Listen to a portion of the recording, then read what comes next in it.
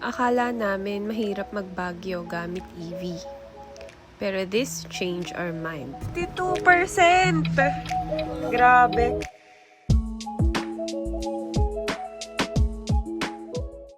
Hi guys! Join our first Baguio trip using our BYD Dolphin from Morong Rizal.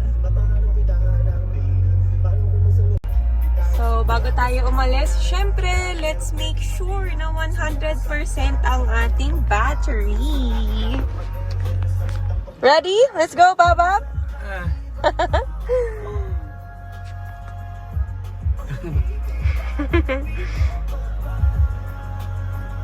So, we left our kids at home. Dahil bakasyon naman, kami naman ang magbabakasyon ni Babab.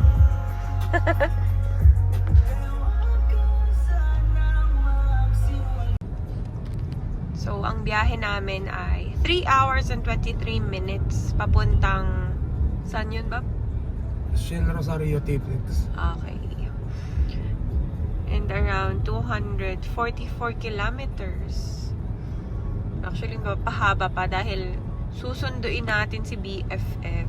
May kasama tayo for today's video.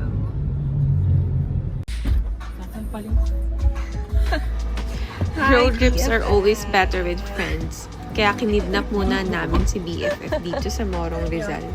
Literal na bigla ang Baguio talaga to. Ayan, katabi mo.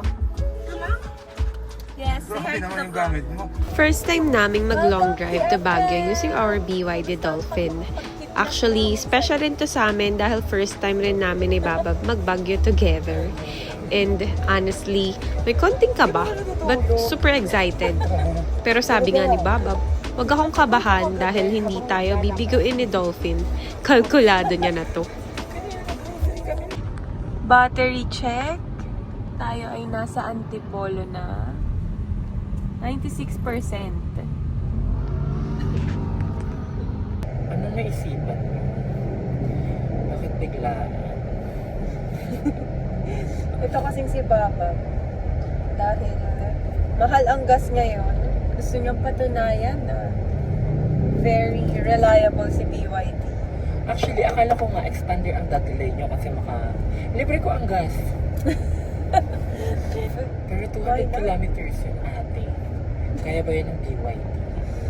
Kaya ba, Babab? Ano naman yun, naka-charge naman naman. Ever ready naman yung battery nito. Pero makaka-charge naman tayo dito sa mga FM, libre ang Yes. charging ng electric vehicle. Libre ang charging sa mga SM. Meron din daw sa Tiplex, sabi niya. Oh, dun sa naipin mo. Kaya ba yung naipin mo? Charge tayo. Let's see and let's hope na tayo ay hindi magtulak. Pero 96% tayo, Antipolo pa lang. So, abot yan, sobra pa. Sana. Let's go to Baguio. First time natin pupunta ng Baguio together. Yeah. And with my BFF pa. Na walang tuyo. Na nag-work. Pakasaya kung blue lahat. Walang ibang kulay. Ayan. Kahit holiday. Ang luwag ng kalsada. Oh, ito nga, oh. Sa Antipolo. Usually, sobrang traffic dito, oh. Tingnan mo, 96% Pasig na. Wow. Bakit ganon? 96 pa rin. Pababa kasi.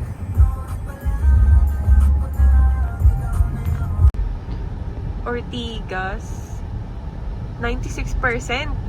So, you mean 4% lang ang ating nakonsumo from Morong Rizal hanggang Maynila. Hanggang Pasig. Pasig.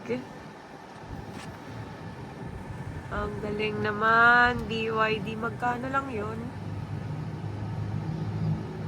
Wala pang 100. Wala pang 100 pesos. Tama ba?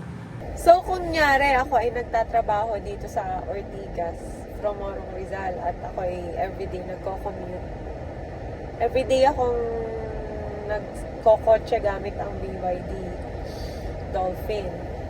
Magkano ang konsumo nun kung 4% lang ng battery ang aking na-consume? Ang 4% ng 45 ay pagpalagay ng 2.5 kilowatts. Round up na natin ng 3. 3 times Meralco, 14. Ilan? 14 pesos sa atin, di ba? Sa 14. probinsya. Oh. Eh di 42 ba? 42. Ayun, 42. 42 pesos. Papunta pa lang.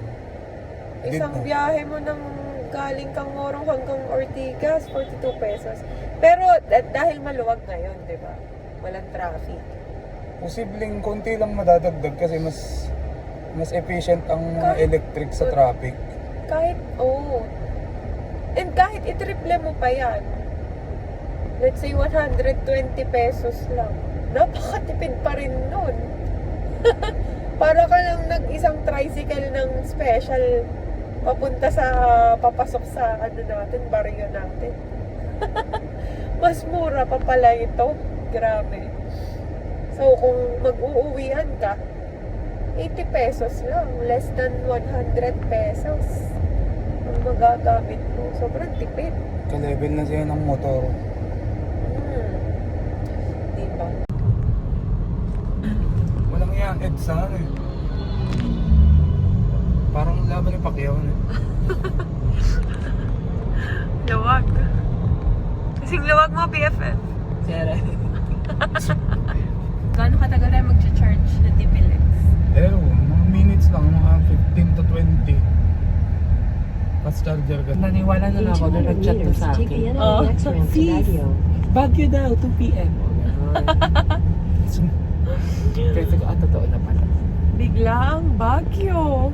Kung hindi natuloy ang biglaang Tagaytay, matutuloy ang biglaang Baguio. Ganyan siya na Tagaytay last week ba? Diba? Oo, tayo nila Then dahil. merge onto U1. Ayun, hindi lang naka-charge. LX! At only 92%. 8%. 8% lang. Grabe ka na! Grabe ka na, BYD! Model 3. Hindi ka mapakmabilis, nagtitipid ka eh. Sobrang relax naman ang driving mo dyan ah. Kisingin niyo lang ako pag nandun na. Palitan kita, gusto mo? Tinitipid ko nga. Continue for 127 kilometers. What the? Ay, sorry. Baglag ka ba? Layo pala. Dapat nagtanay na lang tayo. Ikaw nakaisip yan eh. Sabi mo gusto mo i-testing si BYD sa Baguio. Ang ganda oh. We're in Pampanga na and battery check 82%. Naka 80 km na tayo. 80 kilometers na. Para ka nang from Morong to Tagaytay na yun eh. Super sulat! Ito lang kaya tayo, Pampanga.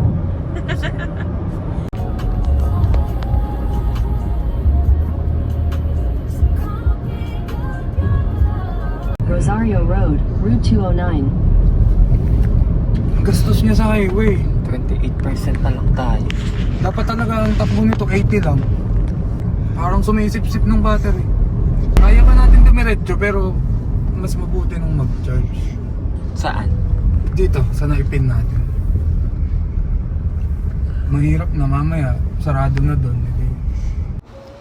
Nasa 28% na lang yung battery namin and honestly, hindi pa namin sure kung kakayanin paakyat ng Baguio. Lalo na first time namin to. Ayaw din namin ma-stress kakahanap ng charging station pagdating doon. So, to be safe, charge muna kami. And sakto, gutom na rin kami, kaya eat muna while charging para hindi rin sayang sa oras. By the way, super helpful nitong Evro app. Chinek namin dito kung saan may charging station and kung working ba sila in real time. Kaya less ka ba sa long drive. Here's the charging instructions. So it's 35 pesos per kilowatts. First time namin magbayad sa charging station ever since nakuha namin si Dolphin noong May 2025. 1 year na pala. You're ready to charge!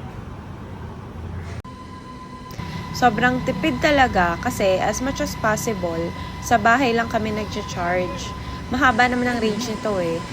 Minsan pa may free charging din sa mall. Hindi, 180. Ilang oras mag-charge? Nakalagay 59 minutes. Kasi ang kaya lang nito tanggapin 6 to 5 kilowatts. Eh yung na-max na nakalagay doon 180. Hindi niya na-maximize yung 180. Kung 180 yan, edi 30 minutes, 20 minutes. Bulok. Quick stop muna! Not really a hassle kasi perfect time din for rest, CR and snacks. Ilan na charge mo? 800 pesos and 75%. 75%. Okay. From ilan? 29. From 28. Okay. Ang bilis lang, kumain lang tayo eh. Okay, let's go to Baguio. 1 hour. 36 kilometers. 1 hour pa. Tama ka, Head BFF? southeast. Then, turn left. For 36 kilometers. Okay? Let's Baka na. go! Ang holiday? Meron. Malapit na tayo sa Lion's Head. Wow! Baguio! Hello! Walang titigilan. Sarado.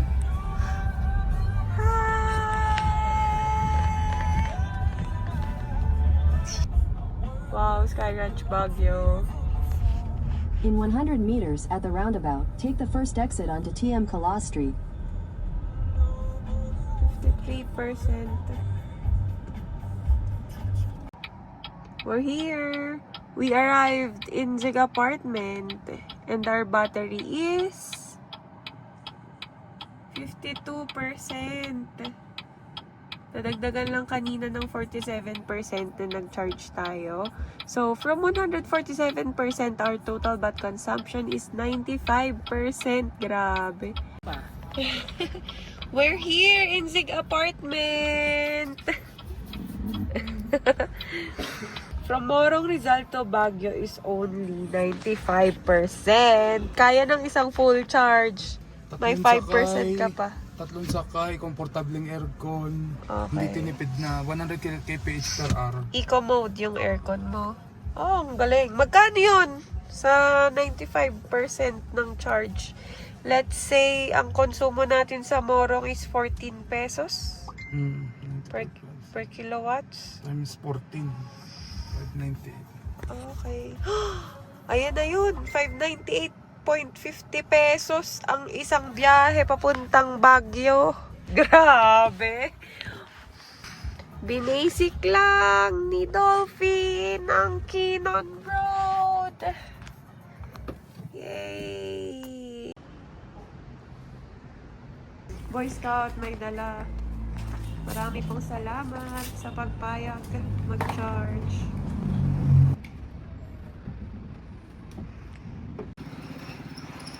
Ang good news, our transient allowed us to charge overnight.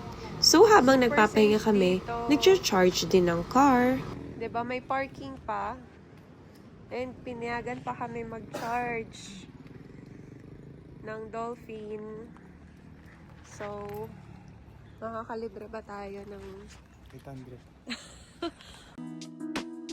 While charging si Dolphin, kami naman, night stroll muna and enjoy lang sa night market.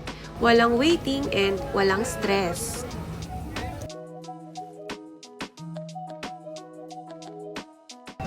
So, the big question, kaya ba naming umuwi without charging? Init. Abangan sa part 2. Wow.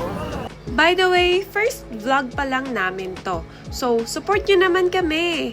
Like and subscribe for more road trip adventures.